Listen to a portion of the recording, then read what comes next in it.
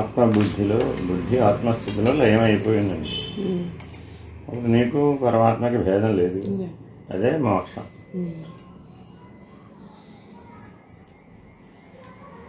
అదే ఉత్తర ద్వారదర్శనం. అదే ముక్కోటి ఏకాదశి. అదే 3 కోట్ల దేవతలుగా ఉన్నాం. అప్పుడు జీవ బుద్ధి కదా. ఎందుకని జన్మలు 3 రకాలు. అయితే రాక్షసులు, లేకపోతే మానవులు, లేకపోతే దేవత. మరి ఏదైనా జన్మ ఉందిగా. జన్మ ఎత్తితే మరి జీవుడేగా. అందుకని 3 కోట్ల మంది దేవతల్ని అనుగ్రహించినటువంటి ఆత్మజ్ఞానంతో అనుగ్రహించినటువంటి ఏకాదశి. అందుకని కోటి ఏకాదశి, మోక్ష ఏకాదశి.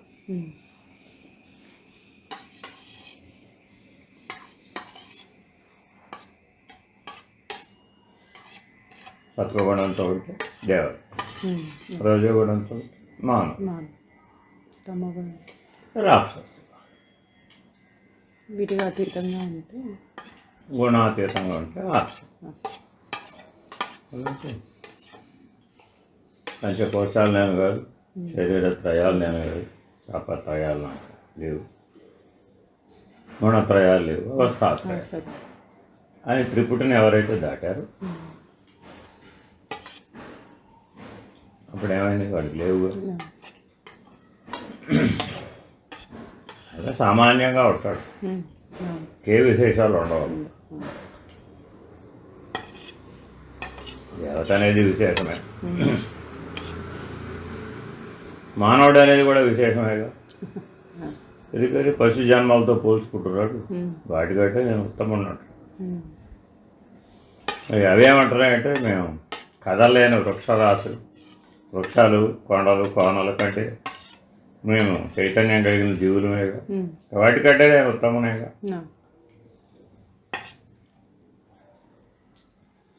రాక్షసులైన వాళ్ళు ఏం చేస్తున్నారు? ఆ పశువుల్ని భోంచేస్తూ అవన్నీ మా స్వాధీనంలో ఉన్నాయి కాబట్టి మేము వాటికంటే అధికులం. నేను అధికుణ్ణి అనే దాంట్లోనే జీవభావం. పరమాత్మ ఎక్కడైనా నేను అధికుణ్ణి అంటున్నాడా? అంటలేదు. మరి అప్పుడు ఉన్నట్టా లేనట్టా అంటే ఉండి లేనట్టుగా. పరమాత్మ ఎప్పుడు ఉన్నాడు కానీ చూడబోతే ఎక్కడ పట్టుకుందామన్నా అంతటా ఉన్నాడు. ఏం పట్టుకుంటాం? కాబట్టి 365 రోజులు ఉపవాసం ఉండేవాడు జ్ఞాని. అందుకని వాడిని నిత్య బ్రహ్మచారి, నిత్యోపవాసి అంటారు. అందుకని వాడికి భోగం అనే భావం లేదు. జీవుడు ఎప్పుడు భోగాపేక్ష కలిగి. దేవతలైనా భోగమే, మానవులైనా భోగమే. అదే రాక్షసులు, పశువులైనా భోగ ప్రధానం. జ్ఞానికి ఇవేమి ఉండవు. అందుకని వీటన్నిటికీ అతీతుడుగా ఉంటాడుగా, సాక్షిగా ఉంటాడు.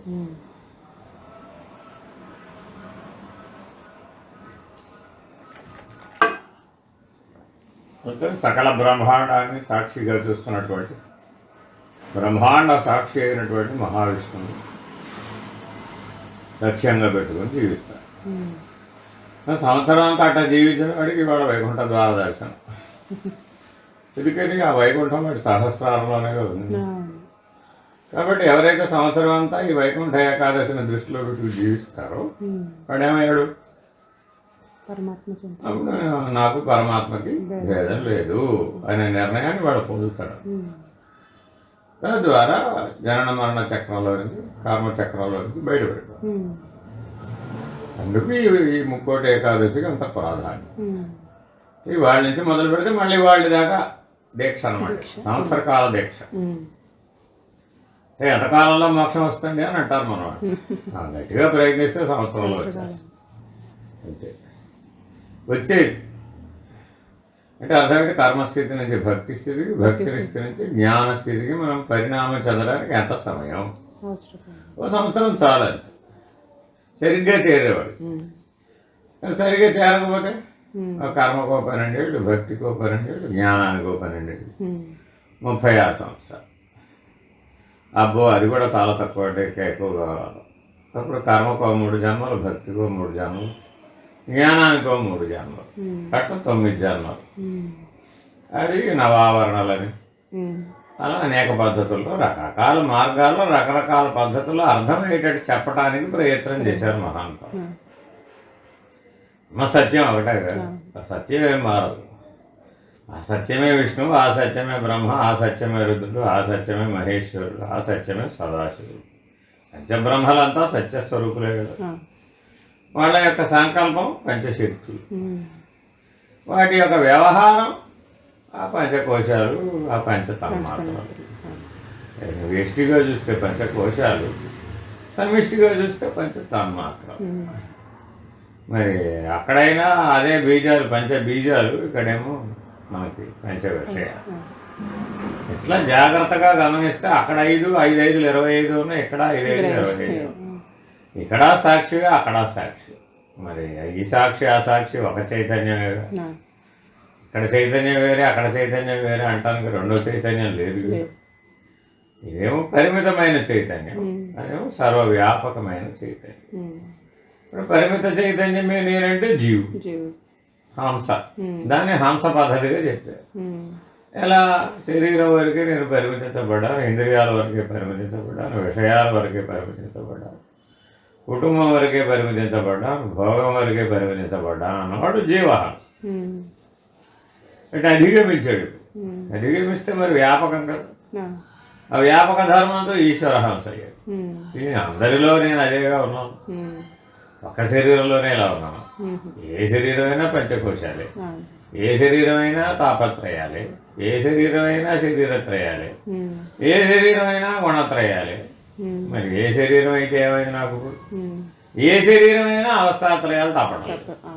మరి ఇప్పుడు తేడా ఏముంది? ఆ దేవతలకైనా మనలాంటి స్థూల శరీరం లేదు, వాళ్ళకి సూక్ష్మ శరీరం. మరి ఈ రాక్షసులకు కూడా మరి సూక్ష్మ శరీరమే కదా, మానవులకు ఒక్కడిగా ఉంది. కాబట్టి భోగమయ శరీరాలైనటువంటి మానవ, దేవ, రాక్షస జన్మలు ఏవైనా సరే ముల్లోకాలలో ధరించాలంటే మళ్ళీ ఎక్కడ పుట్టాలి? మళ్ళీ మానవుడు పుట్టి ఈ త్రిపుటిని అంతా దాటాలి. దాటితే ఏమైంది? అండ, పిండ, బ్రహ్మాండాలు, అది కూడా ఓ త్రిపుటి.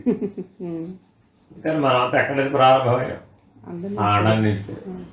తల్లి గర్భంలో ఉన్న శుక్ల శివుని తల్లిగా ఆ గర్భస్థ పిండం ఎక్కడ తయారైంది అంటే ఆవిడలో ఉన్న అండమే పిండమే. మరి ఆ పిండం బ్రహ్మాండాన్ని తెలుసు. కాబట్టి అండ, పిండ, బ్రహ్మాండాలు.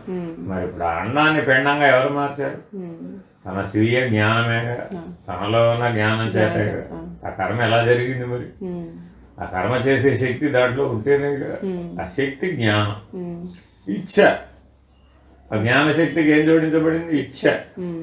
నాకు కాళ్ళు చేతులు కావాలి, నాకు ఇంద్రియాలు కావాలి అని అన్నీ ఆ పిండం సంకల్పించి మాంసపు ముద్దలాగా ఉన్నది కాస్త మరి సత్వధాతువులను సమకూర్చుకుని మరి అదంతా లోపల 9 నెలల్లో తయారవటంలో.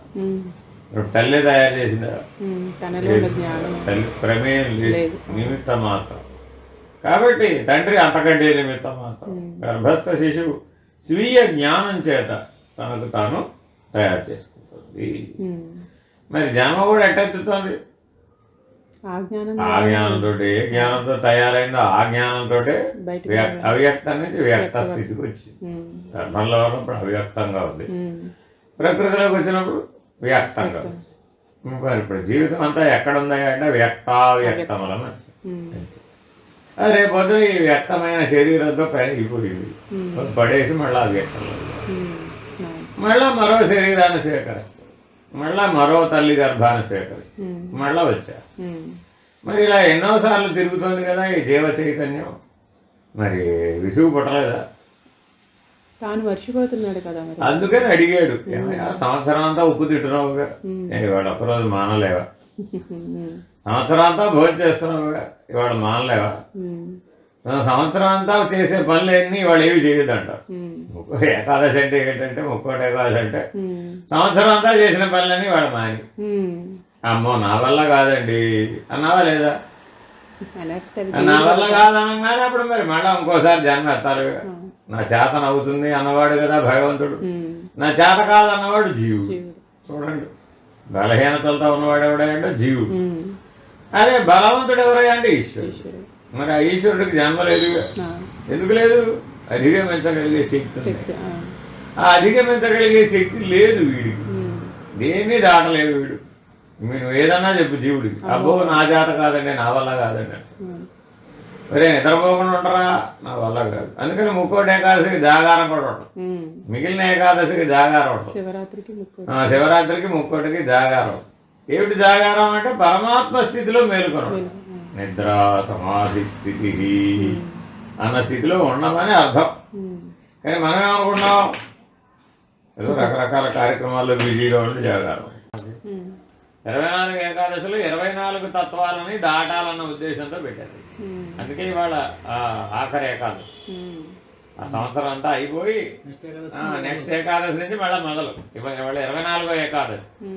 24వ ఏకాదశికి నువ్వు ఎన్ని అధిగమించాలి? ఇప్పుడు 24 అధిగమించేసాం. అప్పుడు నువ్వు ఎవరు? సాక్షి. 25 సాక్షి, 26 అపంచీకృతం అయిపోతుంది అక్కడతో. అందుకని అపంచీకృతం గురించి మాట్లాడుతుంది అచల సిద్ధాంతం. అద్వైతం 25 గురించి మాట్లాడుతుంది. విశిష్టాద్వైతం 24 ఒప్పుకుంటుంది. ద్వైతం 2 ఒప్పుకుంటుంది. 24, 25. 24 ఎప్పటికీ 25 అవుతుంటుంది అంతే. అసలు ఉన్నది 25 కదా అంటాం మనం. 24 ఎక్కడ ఉన్నాయ్యా బాబు? ఇది వ్యక్తం అంతే కదా. ఈ వ్యక్తం ఏమైంది? తల్లి గర్భంలో అవ్యక్తంగానే ఉందిగా, అక్కడి నుంచేగా వచ్చావు. మరి అవ్యక్తంలోంచి వచ్చావు వ్యక్తంలోకి, మళ్ళీ ఎక్కడికి పోతావు? మళ్ళీ అక్కడికి. పంచభూతాల్లోంచి వచ్చావు, మళ్ళీ ఎక్కడికి పోతావు? మళ్ళీ పంచభూతాల్లోకి పోతావు. కాబట్టి పంచభూతాలు అవ్యక్తం, జీవులందరూ వ్యక్తం. కాబట్టి 24 ఏకాదశులు ఆచరించడం వెనక ఉద్దేశం ఏంటంటే, మనం 5 25 పిండాండాన్ని, 5 25 బ్రహ్మాండాన్ని దాటాలి. అప్పుడే అది విలువ. చెప్పండి చెప్పండి. ఎవడైతే అధిగమించాడు వాడేమైంది? సంగత్వం లేదు వాడికి. అప్పుడు వాడేవాడు సాక్షి.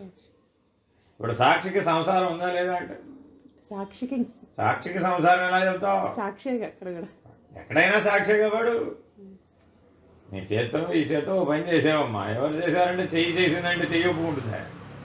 చెయ్యి పనిముట్టు అంతేగా. అంటే ఎవరు చేశారంటే చెయ్యి చేసిందన్నట్టు. చెయ్యి ఎలా చేస్తుంది? నువ్వు చేయకుండా. నేను చేశాననే కర్తృత్వ భావం నాకు లేదు. ఇప్పుడు ఎవరు చేశారు? అయిపోయింది. కర్త లేడంతే, ఈశ్వరుడు అనకూడదు. కర్త లేడంతే. ఇప్పుడు పంచభూతాలలో నుంచి జీవులందరినీ ఆ అవ్యక్తంలోంచి వ్యక్తంలోకి తెచ్చిన వాడు ఎవడు? ఎవరు తెచ్చాడంటే ప్రతిదానికి ఒక ఈశ్వరుడు చెప్తాడు. ఒక్కొక్క దేవుడికి ఒక్కొక్క ఈశ్వరుడు చెప్పలేవుగా. అన్నిటికీ కారణం, సమిష్టి కారణం ఈశ్వరుడు, సమిష్టి మహాకారణం ఆత్మ. అలాగే వ్యష్టి కారణం. ఎందుకు వచ్చావు నువ్వు? అక్కడే ఉండొచ్చుగా. ఈశ్వరుల్లోనే ఉంటే ఈ తగాదంతా లేదుగా, అంతే కదా. ఎవరికైనా ఈశ్వరుల్లోనే ఉన్నాడండి. వాడికి సంసారం, జంజాటం, గోళ గట్రా ఏమి లేవుగా. సుఖం దుఃఖం ద్వంద్వానుభవాలు లేవుగా. ఈశ్వర స్థితిలో లేవు, జీవస్థితిలోనే ఉన్నాయి. మరి వ్యష్టి కారణంలో ఎందుకు ఉన్నాయి అంటే నీకు అజ్ఞానం వల్ల. సమిష్టి కారణంలో ఎందుకు లేవయ్యా అంటే అక్కడ జ్ఞానం వల్ల. కాబట్టి సమిష్టి కారణం జ్ఞానం, వ్యష్టి కారణం అజ్ఞానం. సమిష్టి సూక్ష్మం పంచభూతాలు, పంచతన్మాత్రలు, పంచదేవతలు, పంచబీజాలు, పంచశక్తులు, పంచబ్రహ్మలు, అదంతా సమిష్టి సూక్ష్మం. వ్యష్టి సూక్ష్మం నీ పంచకోశాలు. నీ 5 కోశాలు 5 విడదీసి చూపెట్టి చూద్దాం. చూపెట్టలేవు కానీ సూక్ష్మం ఉన్నాయా లేవా? ఏమున్నాయి? శరీరం, ప్రాణం, మనస్సు, బుద్ధి, చిత్తం, అహంకారం. ప్రతి వ్యక్తిలో ఉన్నాయా లేదా? ప్రతి జీవిలో ఉన్నాయా లేదా? మరి ఉన్నాయా లేవా? ఉన్నాయి. అదంతా సూక్ష్మం. ఉండి కనబట్టలేదు. ఏదైతే ఉండి కనబట్టలేదో అది శక్తి. ముందర ఒప్పుకుంటూ రాలేదా? కానీ కనబట్టలేదు. చేత పట్టుకోవడం కుదరదు. ఏది ప్రాణాన్ని చేత పట్టుకుదాం కుదరదు, మనసుని చేత పట్టుకుతుందాం కుదరదు, బుద్ధిని చేత పట్టుకుతుందాం, నీలో ఉన్న అహంకారాన్ని చేత పట్టుకుతుందాం కుదరదుగా. ఉందా లేదా? ఉంది. కాబట్టి అవన్నీ శక్తి. ఆ సూక్ష్మం అంతా శక్తి. మరి దాని చేతిలో పనిముట్టు ఒకటి ఉండాలి వద్దా? అది స్థూలం. ఇప్పుడు స్థూలము కనపడుతుంది, సూక్ష్మము కనపడుతుంది, కారణం అనే అజ్ఞానం కూడా కనపడుతుంది. ఏమిటి అజ్ఞానం? నాకు ద్వంద్వానుభవాలు కావాలి, కావాలి, కావాలి, కావాలి, పోవాలి, పోవాలి, పోవాలి, రెండే. రెండింటికి వెళ్ళి అజ్ఞానం ఉండాలి. ఏమిటది? కావాలి. ఏం కావాలి? సుఖం కావాలి. ఏం పోవాలి? దుఃఖం పోవాలి. ఏ జీవైనా అంతే. అది పశువులే అనుకో, మనం మానవులే అనుకో, రాక్షసులే అనుకో, ఏం కావాలి? నీకు సుఖం కావాలి. ఏం పోవాలి? దుఃఖం పోవాలి. ఇది నీకు ఎప్పటికైనా ఆగిందా? చూస్తా పెట్టావు దీనికి ఎప్పటికైనా?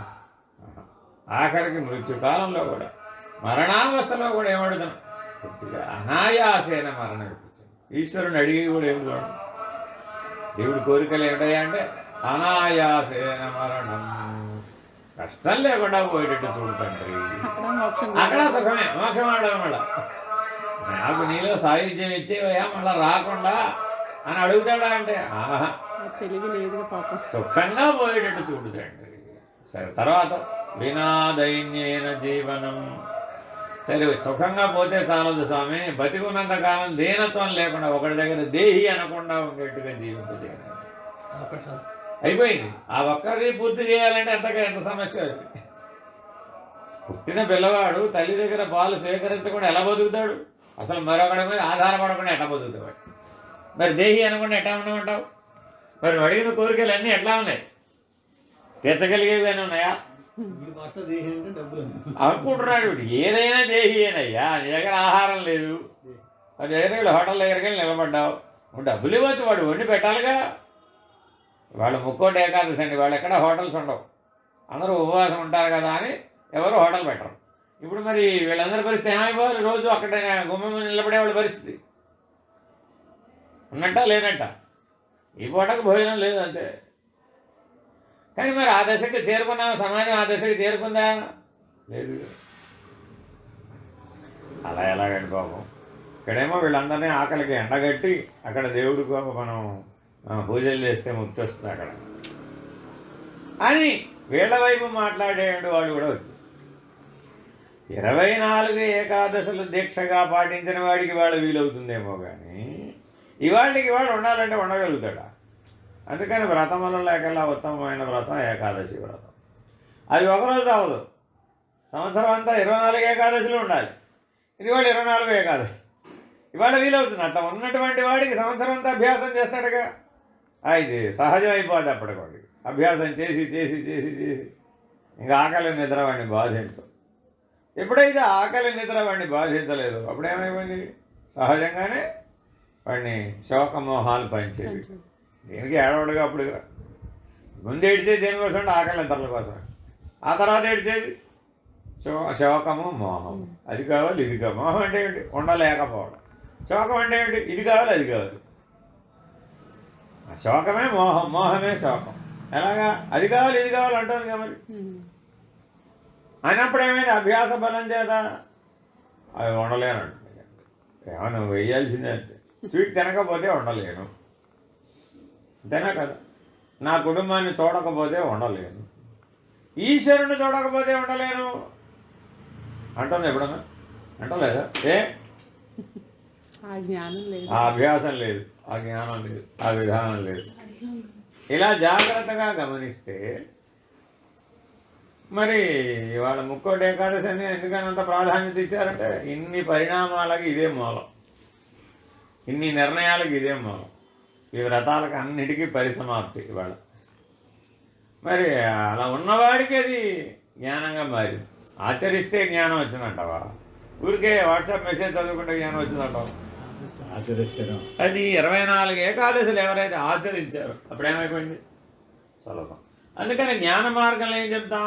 నాయన నువ్వు తినేదాన్ని రోజుకు రోజు తగ్గించుకో. ఈ ఒక్కరోజు మానేయటం అనే గొడవ కాదు నీ వ్యవహారం. రోజుకి ఏ రోజు కారో తగ్గించుకుంటురా. తక్కువ ఆహారంతో సర్దుకోవడం రా. పావులా తిని సర్దుకో, అప్పుడు నిత్యోపవాసివే. 2 గంటలే పడుకొని సర్దుకో, అప్పుడెవరు? అప్పుడే నిద్రపోనంటే 42 నిమిషాలకి సర్దుకో, అప్పుడు జాగారం ఉన్నట్టే. అదేనండి, ప్రతిరోజు 42 నిమిషాలు నిద్రపోయేవాడు జాగారం మేల్కొని ఉన్నట్ట నిద్రపోయినట్ట? ఆ 42 నిమిషాలు తెలివి ఉంటుంది, ఎక్కడికి పోతుంది, ఎరుక ఉంటుంది అన్నమాట. అందుకని నిదానంగా నువ్వు ఆకలి, నిద్ర, శోకము, మోహము, జననము, మరణం, ఈ 6 కష్టాలు ప్రతి జీవికి ఉన్నాయన్నమాట. ఏకాదశి వ్రతం ఉద్దేశం ఏంటంటే ఈ 6 కష్టాలని దాటించడమే. అందుకని 24 ఏకాదశుల్ని ఉపయోగించి షడూర్ములను అధిగమిస్తే నువ్వు ఎవరప్పుడు ఈశ్వరుడువే. అప్పుడు నువ్వు ఏ స్థితిని పొందావు, నీ బుద్ధి ఎప్పుడు ఏ స్థితిలో ఉంది, పరమాత్మ స్థితిలో అంతే అయిపోయా. ఆత్మబుద్ధియాసు త్వమేవా, నీకు నాకు భేదం లేదయ్యా బాబు, ఆత్మకి పరమాత్మకి భేదం లేదు. ఆత్మ పిండాండ సాక్షి, పరమాత్మ బ్రహ్మాండ సాక్షి, ఈ రెండు ఒకటే అనే జ్ఞానం కలిగింది. అది జ్ఞానంతోనే నిర్ణయం చేయడానికి వీలవుతుంది, అంతేగాని ఏదైనా కర్మ ద్వారా చేయడం కుదరదు. అలా నిలబడ్డా నా చేత కావట్లేదు, నేను జీవుడినే నువ్వు దేవుడివి అన్నావు. అంత తొందరగా నేను ఒప్పుకోలేనండి, నువ్వు నేను ఒకటేనంటే నేను ఎట్లా ఒప్పుకుంటానండి, నువ్వు దేవుడు దేవుడే, జీవుడు జీవుడే, సరే పోని. జీవబుద్ధ్యాదు స్వదంశక, ఆ ఈశ్వరులో భాగమేగా ఈ జీవుడు కూడా, కాకుండా ఏదైనా ఉందా? బ్రహ్మాండం అంతా వ్యాపించినటువంటి పరమాత్మలో ఇవన్నీ లేవా? ఉన్నాయి కదా. కాబట్టి జీవబుద్ధ్యాత్ స్వదంశక అలా ఉండిపోయి, అలా కూడా ఓకే. ఎందుకని సర్వస్వ శరణాగతి, ఏ వేర్పాటు లేదు, సాయుధ్యముక్తి లభిస్తుంది. కాబట్టి భక్తి యోగం ద్వారా ఆ సాలోక్య, సామీప్య, సారూప్య, సాయుధ్యాలను పొందవచ్చు. మరి అది కూడా ఉపయోగమే. కానీ మరణానంతరం ముక్తి బ్రతికొండగా వీలు కాదు. మొదటిదైతే బ్రతికొండగానే వీలవుతుంది. జ్ఞానంతో ముక్తి శరీరంలో ఉండగానే వీలవుతుంది. భక్తితో ముక్తి ఎప్పుడయ్యా అంటే శరీరం పడిపోయినాకే. కానీ కనీసం ఏ భావం ఉండాలి? నేను పరమాత్మ యొక్క అంశీభూతులను, కలిసే ఉన్నాను, పేరుగా లేదు. ఇది రెండవది. మూడవది ఏమిటి? శరీర బుద్ధి, దేహబుద్ధి. దేహబుద్ధ్యా తవ దాసోహం. సరే, ఒకవేళ శరీరంతో పని చేస్తున్నావు అయ్యా, వాళ్ళు ఏమైనా పని చేయాలా వద్దా? శరీరం అంతకాలం పని చేయలేదు, ఆ పని ఎలా చేయాలట? నా పరమాత్మకి దాసుడు వలే చెయ్యి, నా ఇష్టం అనకుండా చెయ్యి. అందుకని ముక్కోటి ఏకాదశి ఎలా నిర్వహించాలని నా ఇష్టం అంటానికి వీలేదైతే. ఏం తింటారండి పొద్దున్నే? భార్య గారు భర్త గారిని అడగాల వద్దా? ముక్కోటి ఏకాదశి నాడు అడుగుతుంది, ఎందుకు అడగదు? ఆయన నా ఇష్టం అనే అవకాశం లేదు. వాడు ధర్మం, ఇది ధర్మం యొక్క ప్రభావం. నీ ఇష్టమే, 365 రోజులు అనవయ్యా నీ ఇష్టమని. అప్పుడు సమస్య ఉంది అసలు? ఉందా? లేదుగా. అందుకని సంవత్సర కాల దీక్షలు ఇచ్చింది ఎప్పుడు కూడా భారతదేశంలో ఉన్న ధర్మం. పూట దీక్షలు, 3 గంటల దీక్షలు, గంట దీక్ష అలా లేవు మనకి. పూజ చేసినంతసేపే అంటాం కుదరదు. నువ్వు ఎప్పుడూ భగవంతుని దృష్టిలో పెట్టుకుని ఉండు, అప్పుడు నీకు ఈ బంధం లేనిదని తెలుసు. కాబట్టి వైకుంఠం అంటే ఏమిటంటే కుంఠితం అంటే బాధితం, కుంఠితం అంటే బాధించబడడం. ఇవాళ దేని చేత బాధించబడ్డు? ఈ నియమాలన్నీ పాటించినవాడు, ఈ పరిణామం అంతా పొందినవాడు, ఈ జ్ఞానం అంతా పొందినవాడు ఈ 6 కష్టాల చేత బాధించబడ్డు. ఏమిటి 6? ఆకలి, దప్పిక, శోకము, మోహము, జననము, మరణం. ఈ 6 కష్టాలని అధిగమించినటువంటి బలాన్ని, జ్ఞాన నిర్ణయాన్ని కలిగి. అప్పుడు ఏమైంది? వాడు ఏమవలేదు. తిని తిననివాడు, చేసి చెయ్యనివాడు, జీవుడుగా ఉండి ఉండనివాడు, సంసారంలో ఉంటూ లేనివాడు, ప్రపంచంలో ఉంటూ లేనివాడు. చూడండి, ఇలా అవ్వాలంటే జ్ఞానంతోనే వీలవుతుంది. ఎలాగా? ఆ పరమాత్మ అలా ఉన్నాడు కదా. పరమాత్మ అంతటా ఉన్నాడండి. ఏది చేత్తో పట్టుకు చూపెట్టు, ఇక్కడ ఉన్నాడని చెప్పు, పోనీ ఇక్కడ లేడని చెప్పు. కాబట్టి ఆయన ఎలా ఉన్నాడయా? అంతటా వ్యాపించి ఉన్నాడు, పరిమితంగా లేడు. మన గొడవ ఏమిటి? పరిమితంగా ఉన్నాం, అంతటా వ్యాపించి లేవు. కాబట్టి ఆ వ్యాపక లక్షణం దేనివల్ల కలుగుతుంది? జ్ఞానం వల్ల, ఆత్మజ్ఞానం వల్ల కలుగు, బ్రహ్మజ్ఞానం వల్ల కలుగు, విచారణ వల్ల కలుగు. కానీ మరి పునాది లేకుండా ఆ విచారణలో నిలబడుతుందా మనసు? ఏది నీ మనసుకు చెప్పు చూద్దాం. నాకు లలితా త్రిపుర సుందరికి భేదం లేదు అని ఉండమ్మా. ఎన్ని నిమిషాలు, ఎన్ని గంటలు ఉంటుందంటావు? ఉంటుందా? వీళ్ళందరూ ఈశ్వర ఆరాధన చేస్తున్నారు కదా. చేస్తే నాకు ఈశ్వరుడికి భేదం లేదు అని ఉండాలండి. ఎంతసేపు ఉంటాడంటావు? ఎందుకని? అందుకనే మొదట్లోనే లఘున్యాసమో మహన్యాసమో చెప్తారు. ఎందుకని?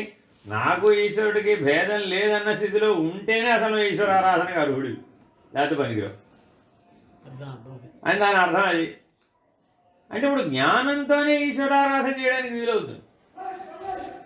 ఎప్పుడైతే నువ్వు మహన్యాసం లఘున్యాసం చేసావో నీ సర్వేంద్రియాలు రుద్రుడే, ఈ ప్రపంచం మొత్తం రుద్రుడే, ఈ సృష్టి మొత్తం రుద్రుడే. ఏది భిన్నం లేదు, అన్నీ చెప్తాడు, అన్ని స్థాయిలో చెప్పేస్తాడు. అనంత విశ్వం గురించి చెప్తాడు, బ్రహ్మాండం గురించి చెప్తాడు, పంచభూతాల గురించి చెప్తాడు, దశ దిక్కుల గురించి చెప్తాడు, నీ ఇంద్రియాల గురించి చెప్తాడు. అన్నీ ఈశ్వరుడేరా బాబు. ఆ స్థితిలో ఉండు నువ్వు. ఆ స్థితిలో ఉంటే అప్పుడు నమస్తే రుద్రమన్య అప్పుడు మొదలుపెడతాడు. అప్పటిదాకా నువ్వు పనికిరావు అంతే. ప్రయోజనం ఏమిటప్పుడు? భావన లేనటువంటి పద్ధతి చెప్పుకుపోయామండి, ఆ నిర్ణయం లేని పద్ధతిని చెప్పుకుపోయామండి, ఆ అవగాహన లేకుండా చేసామండి. ఎంతకాలం చేసినా ఏమైనా తేలుతుందా పెడుతుందా? అదేనండి, ఏం తేలినప్పుడు ఏం తేలలేదుగా. ఎందుకని? యాంత్రికంగా చేసావు. దేవుడు వంట చేసిందండి, యాంత్రికంగా చేసింది. అప్పుడేమైంది? మనసులో అలజడిపోవాలి. అదే భగవత్ ప్రసాదంగా చేసింది, భగవన్నామస్మరణతో చేసింది, భగవంతుడికి సేవ చేస్తున్నాననే భావంతో చేసింది. అప్పుడు మనసులో అలజడికి పనే అవకాశం ఏముంది అసలు అక్కడ? అదే పని ఏమైనా మారిందా? మారాల. అదే వ్యాపారమే, అదే ఉద్యోగమే, అదే వ్యవహారమే, అదే కుటుంబమే, అదే ప్రపంచమే, అదే సంసారమే, అదే పంచభూతాలే, ఏం మారల. కానీ నువ్వు దైవీ భావంలో ఆత్మభావంలో నిలబడి చేసావు. అప్పుడేమైంది? సులభమేగా. దానికి స్వామి వివేకానందుడిని ఒక వ్యాపారం చేసే కిరాణా షాప్ అతను అడుగుతాడు, ఏమండి నా కొట్టుకి ఎప్పుడు ఎవడోడు వస్తూ ఉంటాడు, అది ఇవ్వు ఇది ఇవ్వు అంటాడు. వాడు డబ్బులు ఇస్తాడు, తీసుకోవాలి, మళ్ళీ వాడికి డబ్బులు ఇవ్వాలి, వస్తువులు ఇవ్వాలి. నేను భగవన్నామస్మరణ ఎట్లా చేసేది? ఉప్పు పప్పు చింతపండు అంటమే సరిపోతుంది, కానీ నాకు నమశివాయ అనడానికి అవకాశం ఏది అసలు అక్కడ? నాకు పొద్దున 7ంటికి తీస్తే రాత్రి 10ంటి దాకా నాకు కొట్టే సరిపోతుందండి, ఎలా చేయమంటావు అని అడిగాడు. ఏమయ్యా ఆలోచించు, ఎవరి దగ్గరైనా నువ్వు డబ్బులు తీసుకోకుండా ఏమైనా ఇచ్చావా? ఎవరి వస్తువులు ఇచ్చిన తర్వాత అతనికి చిల్లర అతనికి ఇచ్చావా లేదా? అంటే ప్రతిసారి గల్లా పెట్టి తీయాలా వద్దా? నువ్వు తీయాలిగా. డబ్బు వేస్తున్నప్పుడు నీకు తెలుసుగా ఎంత వేస్తున్నావో తెలిసిన తర్వాత నీకు దాని వైపు చూడటం ఎందుకు?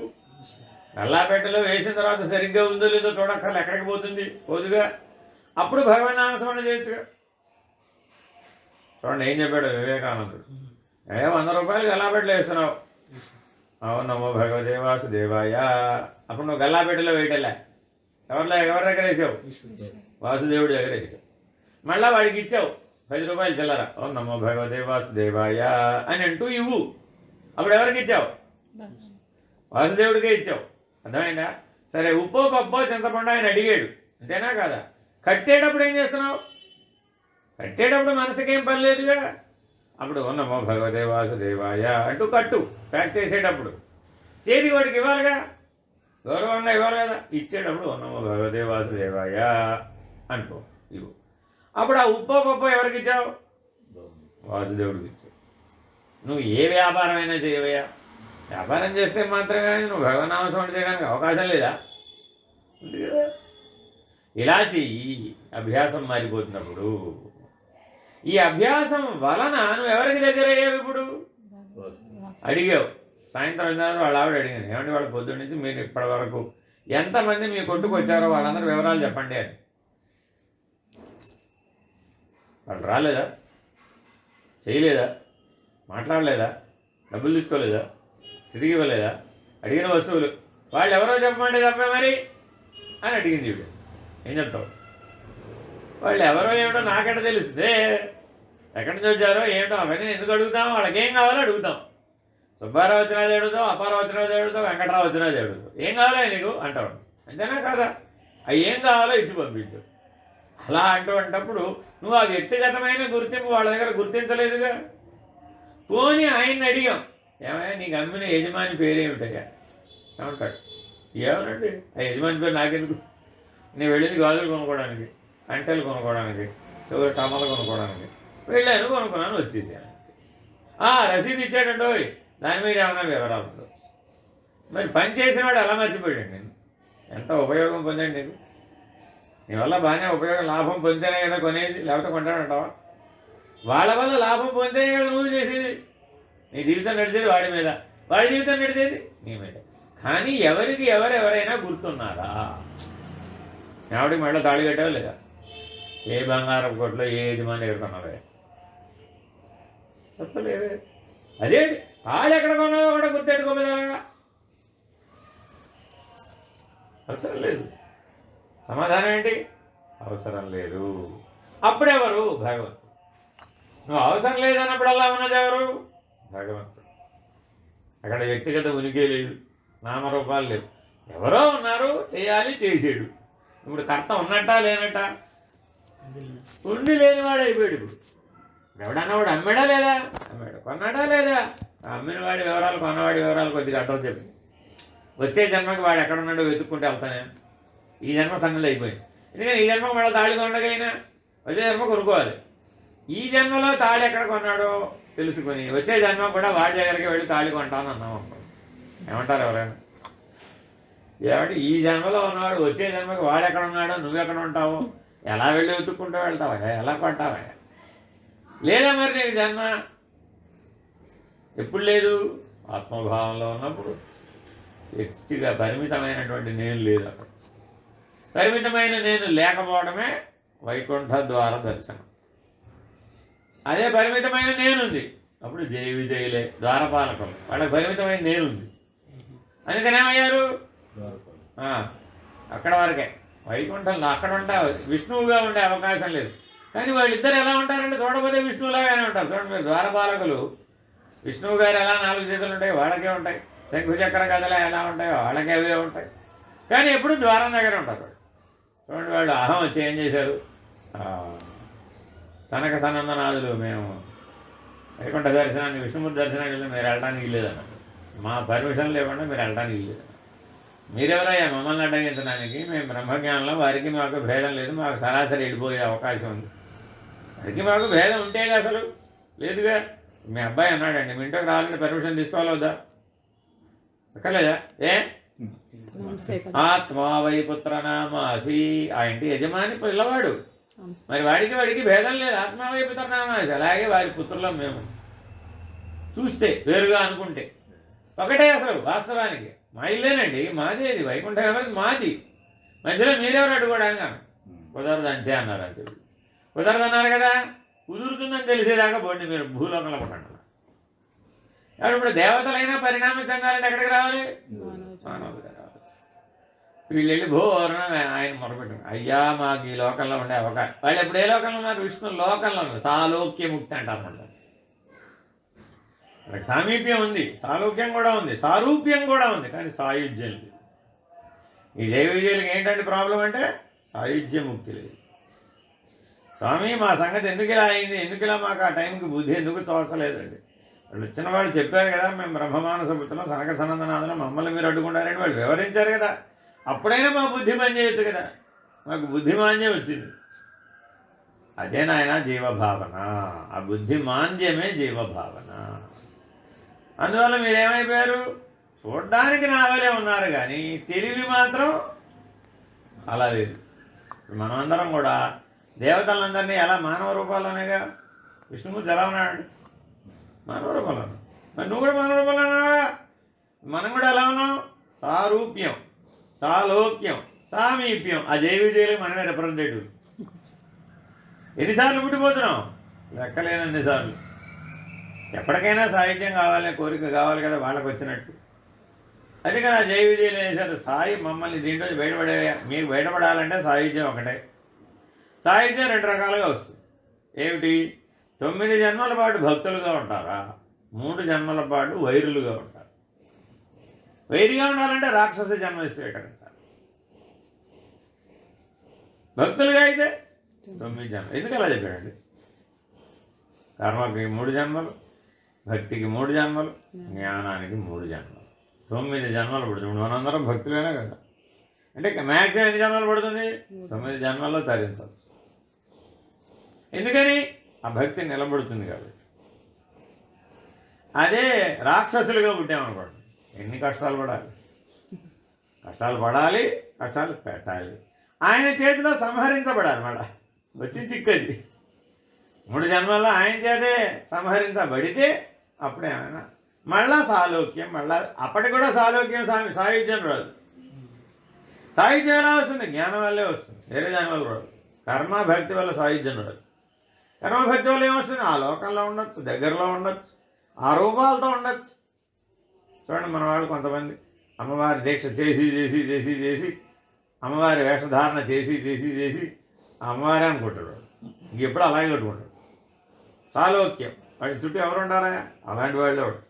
సాలోక్యం, సామీప్యం, సారు. కానీ సాహిత్యం వచ్చిందా? అది రాదు. అది ఆత్మజ్ఞానం బ్రహ్మజ్ఞానంతోనే వీలు, వేరే దానివల్ల.